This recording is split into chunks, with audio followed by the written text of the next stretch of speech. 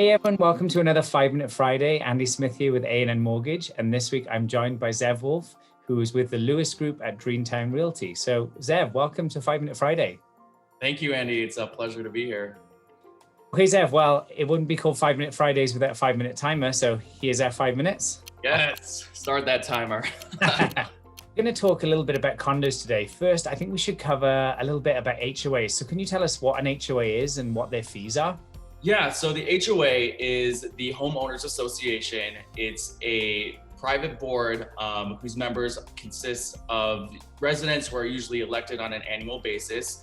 And the board is there to uphold the governing documents of the condo, and those include the CC&Rs, the rules and regulation, and the bylaws, in order to protect and preserve the property and also add, enhance the value of the property.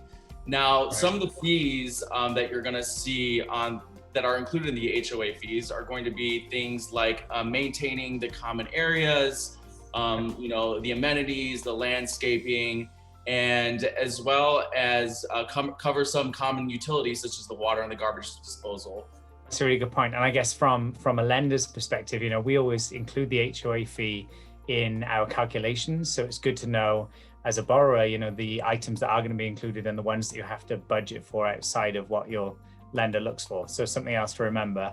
So then I guess as well related to that, we talked a little bit about fees and touched on that, but let's go in and dig deeper into reserves, because obviously HOA fees, reserves, these are all words that buyers are going to hear often, but what do we really mean about a reserve and what would you say is a healthy reserve? So the reserves are also going to be funds that are collected through the HOA. And those are typically going to cover the one-time expenses for the building, such as like painting a corridor or doing renovations on certain common areas in the building. And a healthy reserve really is going to differ in, from building to building based on its age and size. Now, usually buildings will either have an annual inspection done or what's called a reserve study. They'll have a qualified engineer come in and basically take a look at the entire building and kind of predict, what type of work may need to be done in the near future or down the line, and then how much that's going to cost. And a healthy reserves is going to have at least 70% of that funded, if not 100%. And then I guess I dread to say these words with a realtor on the call, but I'm going to. Let's talk about special assessments. Should we dig a little bit into that? Yes. So special assessments are what happens when there aren't enough funds available in the reserves for a major repair. And that expense will then be basically given over to the owners of the building who will pay that off. Absolutely. And I guess that's a good thing to mention to borrowers, is to not necessarily be scared off by a condo that has a special assessment coming up. As a lender, we have a whole condo team that reviews all the paperwork to make sure everything's in place. Obviously, you as a realtor and the borrower will have a legal team that you'll be working with. So is it right that we say to people, don't be scared off by a special assessment? It's just another step in the process?